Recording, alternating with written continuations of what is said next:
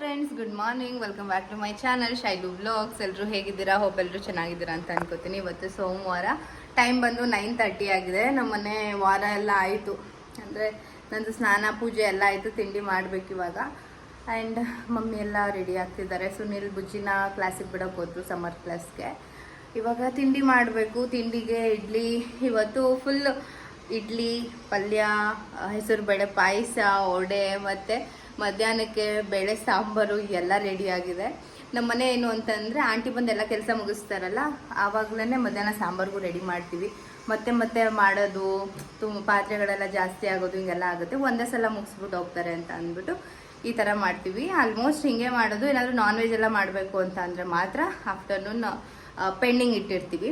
ಇವತ್ತು ನನ್ನ ಫ್ರೆಂಡ್ ಬರ್ತಿದ್ದಾಳೆ ನಮ್ಮ ಮನೆಗೆ. ನನ್ನ ಫ್ರೆಂಡ್ ಅಂದರೆ ನನ್ನ ಜೂನಿಯರ್ ಐಶು, ಎಲ್ರಿಗೂ ಗೊತ್ತು. ನಂದು ಅವಳದು ಫ್ರೆಂಡ್ಶಿಪ್ ಎಷ್ಟೋ ವರ್ಷದಳೆ ಫ್ರೆಂಡ್ಶಿಪ್ಪು, ಇವಾಗ್ಲೂ ಹಾಗೆ ಇದೆ. ಅವಳು ನನಗೆ ಜೂನಿಯರ್ ಅಂತ ಅನಿಸೋದೆಲ್ಲ. ನನಗಿಂತ 3-4 ಇಯರ್ಸ್ ಜೂನಿಯರ್ ಆದ್ರೂ ಏನೋ ಒಂಥರ ನಮ್ಮ ಬಾಂಡಿಂಗ್ ಹಾಗೆ ಇದೆ. ಐಶು ಮತ್ತು ಅವ್ರ ಮಮ್ಮಿ ಇಬ್ಬರು ಬರ್ತಾ ಇದ್ದಾರೆ. ಬರ್ತೀವಂತ ನೆನ್ನೆನೇ ಹೇಳಿದ್ರು. ಸೊ ಅವ್ರಿಗೋಸ್ಕರ ವೆಯ್ಟ್ ಮಾಡ್ತಾ ಇದ್ದೀನಿ. ಇನ್ನೂ ಟೈಮ್ ಇದೆ ಬರೋದಕ್ಕೆ. ಅವ್ರು ಬಂದಮೇಲೆ ಆದರೆ ಖಂಡಿತ ತೋರಿಸ್ತೀನಿ. ಪಾಪ ಕೈಯೇ ನೋವು ಬಂತು ಫ್ರೆಂಡ್ಸ್. ಬನ್ನಿ ಇವಾಗ ತಿಂಡಿ ಮಾಡ್ಕೊಳ್ಳೋಣ. ಇವಾಗ ನಾವು ಬ್ರೇಕ್ಫಾಸ್ಟ್ ಮಾಡ್ಕೊಳ್ಳೋಣ ಅಂತ ಮಾಡ್ತಾಯಿದ್ವಿ. ಸುನಿಲ್ ಹೊರಗಡೆ ಹೋಗಬೇಕಿತ್ತು, ಅವ್ರಿಗೂ ಸ್ವಲ್ಪ ಕೆಲಸ, ಅವರು ಬ್ಯುಸಿ ಆಗಿಬಿಟ್ಟಿದ್ದಾರೆ. ಅದಕ್ಕೆ ನಾವು ಬ್ರೇಕ್ಫಾಸ್ಟ್ ತಿನ್ಕೊಳ್ಳೋಣ ಅಂತ. ಅಂದರೆ ಬ್ರೇಕ್ಫಾಸ್ಟ್ ಸಮ್ಟೈಮ್ ಲೇಟ್ ಆಗುತ್ತೆ. ಒನ್ ಟೈಮ್ ನಾನೇ ತಿಂದ್ಬಿಟ್ಟಿರ್ತೀನಿ ಬೇಗ. ಸುನಿಲ್ ಎಲ್ಲಾದರೂ ಹೋಗಿ ಲೇಟ್ ಆಯಿತು, ಇಲ್ಲ ಅವ್ರು ಎದ್ದಿದ್ದೆಲ್ಲ ಲೇಟ್ ಆಯಿತು ಅಂತ ಅಂದರೆ ಮಾಡಲ್ಲ. ಅಂದರೆ ಫ್ರೀ ಇದ್ದಾಗ ನಾನು ಬೇಗ ರೆಡಿಯಾಗಿರ್ತೀನಿ, ಅವರು ಬೇಗ ರೆಡಿಯಾಗಿದ್ರು ಅಂತಂದರೆ ಬ್ರೇಕ್ಫಾಸ್ಟ್ ಇಬ್ಬರು ಒಟ್ಟಿಗೆ ಮಾಡ್ತೀವಿ. ಯಾಕಂತಂದರೆ ಸುನಿಲ್ ಸ್ವಲ್ಪ ಹೇಳೋದು ಸಮ್ಟೈಮ್ಸ್ ಲೇಟ್ ಆಯಿತು ಅಂತ ಅಂದರೆ ಅವ್ರು ಮಲಗಿರ್ತಾರೆ 9-9:30 ಆದ್ರೂ. ನಾನು 8:30ಗೆಲ್ಲ ಎದ್ದು ಒನ್ ಟೈಮ್ ಬ್ರೇಕ್ಫಾಸ್ಟೇ ಮುಗಿಸ್ಬಿಟ್ಟಿರ್ತೀನಿ. ಇಲ್ಲ ಅಂತಂದರೆ ಇಬ್ಬರು ಒಟ್ಟಿಗೆ ಮಾಡ್ತೀವಿ. ಬುಜ್ಜಿ ಅಂತೂ ಮಾರ್ನಿಂಗ್ 8 o'clockಗೆಲ್ಲ ಬ್ರೇಕ್ಫಾಸ್ಟ್ ಮುಗಿಸ್ಕೋತಾನೆ. ಅವ್ನು ಸಮ್ಮರ್ ಕ್ಲಾಸ್ಗೆ ಹೋಗ್ಬೇಕಲ್ಲ, ಹಾಗಾಗಿ ಅವನ್ನ ಡ್ರಾಪ್ ಮಾಡಿ ಬಂದು ಇವಾಗ ತಿಂಡಿ ಮಾಡ್ತಿದ್ದಾರೆ. ಇವತ್ತು ವಾರ ಆಗಿದ್ದರಿಂದ ಪೂಜೆ ಎಲ್ಲ ಆಯಿತು. ನಮ್ಮ ಮನೇಲಿ ಇವತ್ತು ಹೆಸರುಬೇಳೆ ಪಾಯಸ, ಮಾರ್ನಿಂಗ್ ಬ್ರೇಕ್ಫಾಸ್ಟ್ಗೆ ಹೆಸರುಬೇಳೆ ಪಾಯಸ, ಸುನಿಲ್ ಫೇವ್ರೇಟು ವಡೆ, ಇಡ್ಲಿ, ಪಲ್ಯ ಎಲ್ಲ ರೆಡಿಯಾಗಿತ್ತು. ಸುನಿಲ್ ಬಂದಾಗಿಂದ ಪಾಯಸ ಏನು ಮಾಡಿರಲಿಲ್ಲ. ಪಾಯಸ ರೀಸೆಂಟಾಗಿ ನಾವು ಮಾಡೇ ಇರಲಿಲ್ಲ. ಇವತ್ತು ಮಾಡೋಣ ಅಂತ ಅಂದ್ಬಿಟ್ಟು ಮಾಡಿದ್ದೀವಿ. ಚೆನ್ನಾಗಿತ್ತು, ತುಂಬ ಚೆನ್ನಾಗಿತ್ತು. ಟೇಸ್ಟ್ ಅಂತೂ ಇಷ್ಟ ಆಯಿತು ನಾನು ಹಂಗೆ ಕೂತ್ಕೊಂಡು ತಿಂತಾಯಿದ್ದೆ ಅಲ್ವಾ. ಸುನಿಲ್ ಹಂಗೆ ಮಾತಾಡ್ತಾಯಿದ್ರು. ಟಿ ವಿ ಸೌಂಡ್ ಅಂತೂ ಜೋರಾಗಿ ಬರ್ತಾಯಿತ್ತು. ಅದಕ್ಕೆ ನಾನು ವಾಯ್ಸ್ ಮ್ಯೂಟ್ ಮಾಡಿಬಿಟ್ಟಿದ್ದೀನಿ. ಅವರು ಬ್ರೇಕ್ಫಾಸ್ಟ್ ತಿಂತಿದ್ದಾರೆ ಅಂತಂದರೆ ನನಗೂ ತಿನ್ನಿಸ್ಲೇಬೇಕು ಅವರು, ಇಲ್ಲಾಂದರೆ ಅವ್ರಿಗೆ ಸಮಾಧಾನನೇ ಆಗೋಲ್ಲ. ಬುಜ್ಜಿನ ಹೆಂಗೆ ಟ್ರೀಟ್ ಮಾಡ್ತಾರೋ ನನ್ನನ್ನು ಹಾಗೆ ಚಿಕ್ಕ ಮಗು ಥರನೇ ಟ್ರೀಟ್ ಮಾಡ್ತಾರೆ ಅವರು ಇವಾಗ್ಲೂ. ಆ ವಿಷಯದಲ್ಲಿ ನಾನು ತುಂಬ ಲಕ್ಕಿ ಅಂತ ಹೇಳ್ಬೋದು. ತುಂಬಾ ಕೇರಿಂಗ್, ತುಂಬಾ ಏನಾದರೂ ಆಗ್ಬಿಡುತ್ತೇನೋ ಅಂತ ಭಯದಿಂದನೇ ಅವ್ರು ತುಂಬ ಸಖತ್ ಕೇರ್ ಮಾಡ್ತಾರೆ. ತುಂಬ ಸೆನ್ಸಿಟಿವ್ ಆಗಿ ಥಿಂಕ್ ಮಾಡ್ತಾರೆ. ಸೊ ಇವಾಗ ಬ್ರೇಕ್ಫಾಸ್ಟ್ ಎಲ್ಲ ಮುಗಿಸಿ ನಾನು ಸ್ವಲ್ಪ ಐಶು ಬರ್ತೇನೆ ಅಂತ ಹೇಳಿದ್ಲು, ಅವಳಿಗೋಸ್ಕರ ವೆಯ್ಟ್ ಮಾಡ್ತಾ ಇದ್ದೆ. ಹಾಗೆ ಬಂದು ಹಂಗೆ ಕೊಟ್ಬಿಟ್ಟು ಬರ್ಬೋದಲ್ಲ, ಎರಡೆರಡು ಕೆಲಸ ಏನು. ಆಮೇಲೆ ಇವತ್ತು ಬುಜ್ಜಿವತ್ತು ಬಟ್ಟೆ ಎಕ್ಸ್ಚೇಂಜ್ ಮಾಡಬೇಕು. ಆಮೇಲೆ ಅದೇ ವಿಶ್ವ ತಂದಿದ್ದಾನಲ್ಲ, ಅದೇ ಶಾರ್ಟ್ಸು, ಅದು ಚಿಕ್ಕದಲ್ವಾ? ಚಿಕ್ಕದೇನೆ, ಅದು ಆಗಲ್ಲ, 1 ಮಂತ್ಗೂ ಆಗಲ್ಲ ಅವನಿಗೆ. ಬಾಯ್ ಬಾಯ್, ಟೇಕ್ ಕೇರ್. ಎಸ್, ಇವಾಗ ಬಂದರು. ಆ್ಯಕ್ಚುಲಿ ಲೊಕೇಶನ್ ಶೇರ್ ಮಾಡಿದವ್ರು ಪಕ್ಕದ ಬಿಲ್ಡಿಂಗಲ್ಲೇ ಬಿಟ್ಬಿಟ್ಟಿದ್ರು. ನಾನು ಆಚೆ ಬಂದು ಪಕ್ಕದ ಬಿಲ್ಡಿಂಗಿಂದ ಈ ಕಡೆ ಬಿಲ್ಡಿಂಗು ನಮ್ಮದು ಅಂತ ಅಂದೆ. ಅಂದರೆ 2 ಬಿಲ್ಡಿಂಗ್ ಸೇಮ್ ಇರೋದ್ರಿಂದ ಹಾಗೇ ಡ್ರಾಪ್ ಮಾಡಿಬಿಟ್ಟು ಹೊರಟೋಗಿದ್ದಾರೆ. ಅವ್ರು ಫಸ್ಟ್ ಟೈಮ್ ಬರ್ತಾ ಇರೋದಲ್ವ, ಸೊ ಗೊತ್ತಾಗಿರಲಿಲ್ಲ. ಬಂದರು ಆಂಟಿ ಮತ್ತು ಐಶು ಇಬ್ಬರೂ. ನಂಗೆ ಸಿಕ್ಕಾಪಟ್ಟೆ ಖುಷಿ ಆಯಿತು. ತುಂಬ ದಿನವೇ ಆಗಿತ್ತು. ಐಶುನಂತೂ ಸದ್ಯಕ್ಕೆ ನೋಡೇ ಇರಲಿಲ್ಲ. ಆಂಟಿ ಮದುವೆಲಿ ಸಿಕ್ಕಿದ್ರು, ನಮ್ಮ ಮಮ್ಮಿ ಕಸಿನ್ ಮದುವೆಲಿ ಸಿಕ್ಕಿದ್ರು, ಅವಾಗ ಮಾತಾಡ್ಸಿದ್ದೆ. ಬಟ್ ಐಶು ಸಿಕ್ಕಿರಲಿಲ್ಲ. ಅವಳಿಲ್ಲೇ ಫ್ಯಾಷನ್ ಡಿಸೈನಿಂಗ್ ಮಾಡ್ತಾ ಇರೋದು. ಸೊ ಬಾ ಅಂತ ಹೇಳಿದೆ. ಇಲ್ಲೇ ನಿಯರಲ್ಲೇ ಇದ್ರೂ ಪಾಪ ಟೈಮ್ ಇಲ್ಲ, ಕ್ಲಾಸು ಎಲ್ಲ ಇರುತ್ತೆ ಅಲ್ವಾ. ಅಂದರೆ ಐಶು ಮತ್ತು ನಾವು ಸ್ಕೂಲಿಂದನೂ ಫ್ರೆಂಡ್ಸ್. ನನಗಿಂತ 5 ಇಯರ್ಸ್ ಚಿಕ್ಕವಳು ಅವಳು. ಬಟ್ ಅದೇ ನಾವು ಒಂದೇ ಬಸ್ಸಲ್ಲಿ ಹೋಗ್ತಾಯಿದ್ವಿ, ಒಂದೇ ಸ್ಕೂಲು, ಹಂಗಾಗಿ ಬಾಂಡಿಂಗ್ ಹಂಗೆ ಇದೆ. ಅವಳು ಒಬ್ಬಳೇ ಮಗಳು ಅವ್ರ ಪಪ್ಪಂಗೆ, ಬಟ್ ಸಖತ್ ಕ್ಲೋಸ್. ನಮ್ಮ ಮನೆಗೂ ಐಶು ಮನೆಗೂ ಸಖತ್ ಕ್ಲೋಸು, ಹಾಗೆ ಇದೆ ಬಾಂಡಿಂಗು. ಇನ್ನು ಮುಂದೆನೂ ಹಂಗೆ ಇರುತ್ತೆ. ಮೀಟಾಗಿ 1 ವರ್ಷ ಅಲ್ಲ 2 ವರ್ಷ ಆದ್ರೂ ಹಾಗೆ ಇರುತ್ತೆ. ಅಂದರೆ ನನಗೆ ಇರೋ ಫ್ರೆಂಡ್ ಸರ್ಕಲಲ್ಲಿ 1-2-3 ಜನ ಸಿಕ್ಕಾಪಟ್ಟೆ ಕ್ಲೋಸು. ಅವರು ಯಾವಾಗಲೂ ಕಾಲ್ ಮಾಡಲ್ಲ, ನಾನು ಮಾಡಲ್ಲ. ಬಟ್ ಅಪರೂಪಕ್ಕೆ ಮೀಟ್ ಆಗ್ತೀವಿ, ಆ ಬಾಂಡಿಂಗ್ ಮಾತ್ರ ಹಂಗೆ ಇರುತ್ತೆ. ಏನೋ ಒಂಥರ ಹೊಸದಾಗಿ ನೋಡಿದಾಗೆಲ್ಲನೂ ಅದೇ ಬಾಂಡಿಂಗು ಸೇಮ್ ಫೀಲಿಂಗೇ ಇರುತ್ತೆ. ಆ್ಯಂಡ್ ಆಂಟಿನೂ ಅಷ್ಟೇ ಊರಿಗೆ ಹೋಗಬೇಕು, ಅಂಕಲ್ಲು ಮನೇಲಿದ್ದಾರೆ, ಅಂಕಲ್ಗೂ ವರ್ಕ್ ಇದೆ. ಇನ್ನೊಂದು ಟೈಮ್ ಬರ್ತೀವಿ ಅಂದ್ಕೊಂಡು ಜಾಸ್ತಿ ಇರಲಿಲ್ಲ, ಊಟನೂ ಮಾಡಲಿಲ್ಲ ಅವರು. ಬೇಗ ಹೊರಟ್ಬಿಟ್ರು. ನಾನು ಅಡುಗೆಗೆಲ್ಲ ರೆಡಿ ಮಾಡಿಸಿದ್ದೆ, ಬಟ್ ಅದೇ ರೀಚ್ ಆಗಬೇಕು ಬೇಗ ಊರಿಗೆ ಅಂತ ಅಂದ್ಬಿಟ್ಟು. ಅಲ್ಲಿ ನಮ್ಮೂರಿಗೆ ಹೋಗಬೇಕು ಅಂದರೆ ಎಷ್ಟು ದೂರ ಇರುತ್ತೆ ಅಲ್ವ, ಮಿನಿಮಮ್ 1.5 hour ಆದರೂ ಟ್ರಾವೆಲ್ ಮಾಡಬೇಕು ಅವರು. ಹಾಗಾಗಿ ಬೇಗನೆ ಎಲ್ಲ ತಿಂದ್ಕೊಂಡು ಹೊರಡ್ತೀವಿ ಅಂತ ಇಟ್ಕೊಂಡಿದ್ರು. ಆ್ಯಂಡ್ ಇನ್ನೊಂದು ವಿಷಯ ಏನಪ್ಪ ಅಂತಂದರೆ, ನನ್ನ ಫಸ್ಟ್ ಪ್ರೆಗ್ನೆನ್ಸಿಯಲ್ಲೂ ಐಶು ನಾನು ಪಂಜಾಬಿಂದ ಬಂದಾಗ 6 months ಇರುವಾಗ ಬಂದಿದ್ಲು ನೋಡೋದಕ್ಕೆ. ಆವಾಗ ಕೋವಿಡ್ ಟೈಮು. ಸೊ ಇವಾಗ್ಲೂ ಸೇಮ್ ಹಾಗೆ ಅದೇ ಟೈಮಿಗೆ ಬಂದಿದ್ದಾಳೆ. ನಾನು ಕೇಳಿದೆ ಏನಾದರೂ ಚೇಂಜಸ್ ಇದೆಯಾ ಅಂತ.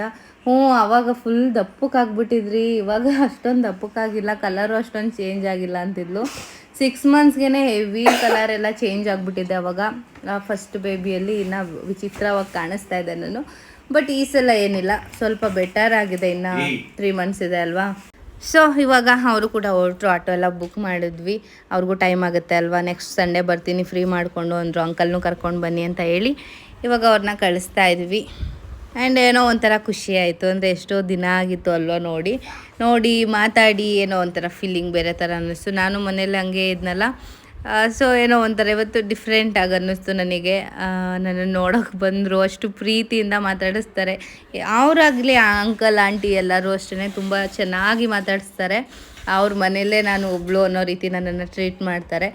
ಏನೋ ಗೊತ್ತಿಲ್ಲ, ಬಟ್ ಇದು ಹಿಂಗೇ ಕಂಟಿನ್ಯೂ ಆಗಲಿ ಅಂತ ನಾನು ಹೇಳ್ತೀನಿ. ದೇವಸ್ಥಾನ ಹುಷಾರು,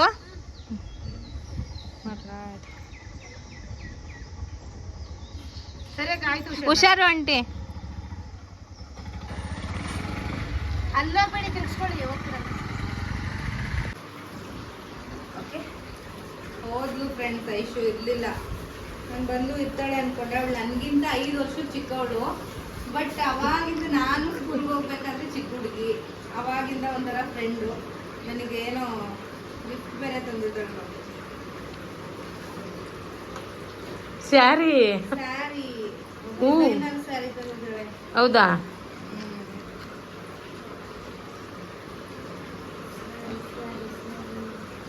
ಓ, ಮಮ್ಮಿ ಕೇಳ್ತಾರಲ್ಲ ಆ ಥರ ಹ್ಯಾಂಗ್ ಮಾಡ್ತಾರೆ.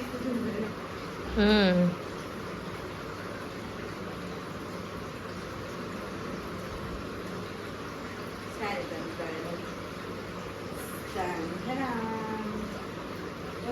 ಡಿಸೈನರ್ ಸ್ಯಾರಿನೇ, ಡಿಸೈನರ್ ಸ್ಟುಡಿಯೋನ ತಂದಿರೋದು. ಸೊ ಖುಷಿ ಆಯಿತು ಅವಳು ಬಂದಿದ್ದು. ಅಂದರೆ ನಮ್ಮ ಮನೇಲಿ ಯಾರೂ ಇಲ್ಲ, ಸುನೀಲು ಇಲ್ಲ, ಬುಜ್ಜಿನೂ ಇಲ್ಲ. ಬುಜ್ಜಿನ ನೋಡ್ಬೇಕಂತ ಇತ್ತು. ಬುಜ್ಜಿ ಸಮ್ಮರ್ ಕ್ಯಾಂಪ್ ಹೋಗ್ಬಿಟ್ಟಿದ್ದಾನಲ್ವಾ, ಸೊ ಹಂಗಾಗಿ ಯಾರೂ ಇಲ್ಲ. ನೆಕ್ಸ್ಟ್ ಸಂಡೇ ಬರ್ತಾಳೆ. ಬರ್ತೀನಿ ಅಂತ ಹೇಳಿದಾಳೆ. ಇನ್ಮೇಲೆ ಬಾ ಅಂತ ಹೇಳಿದ್ದೀನಿ. ಇಲ್ಲೇ ಇರೋದು ಅವಳು ಹತ್ರದಲ್ಲಿ, ಆದರೂ ಒಂದ್ಸರಿನೂ ಬಂದಿಲ್ಲ. ಅವಳು ಫ್ಯಾಷನ್ ಡಿಸೈನಿಂಗ್ ಮಾಡ್ತಾ ಇದ್ದಾಳೆ ಇಲ್ಲೇ ಮೈಸೂರಲ್ಲಿ. ಸೊ ಖುಷಿ ಆಯಿತು ನನಗೆ.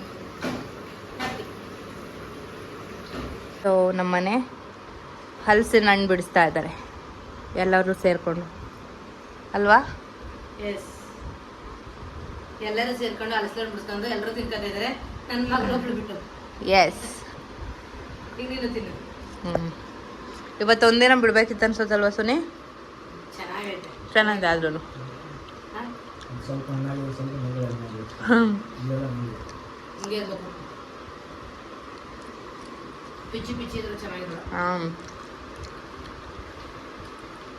ಒಂದು ಪೀಸ್ಗೆ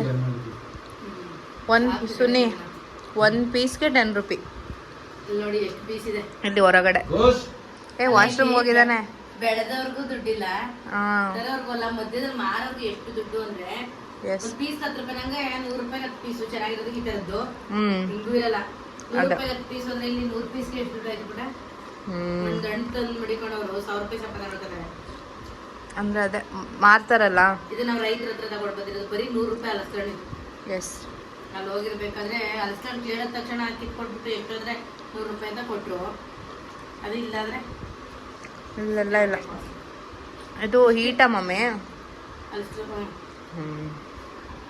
ಅಂದರೆ ತುಂಬ ಜನ ಪ್ರೆಗ್ನೆಂಟ್ ತಿನ್ನಬೇಡಿ ಅಂತಾರೆ. ನಾನು ಬುಜ್ಜಿದ್ರಲ್ಲೇ ತಿಂದಿದ್ದೆ, ಎಷ್ಟೊಂದು ತಿಂದಿದ್ದೆ. ಸೊ ಹಲಸಿನಲ್ಲಿ ಏನೇನೋ ಮಾಡ್ತಾರೆ, ಡಿಫ್ರೆಂಟ್ ರೆಸಿಪಿ ಮಾಡ್ತಾರೆ. ಏನಪ್ಪ ನೀವು ಮಾಡಿರೋದು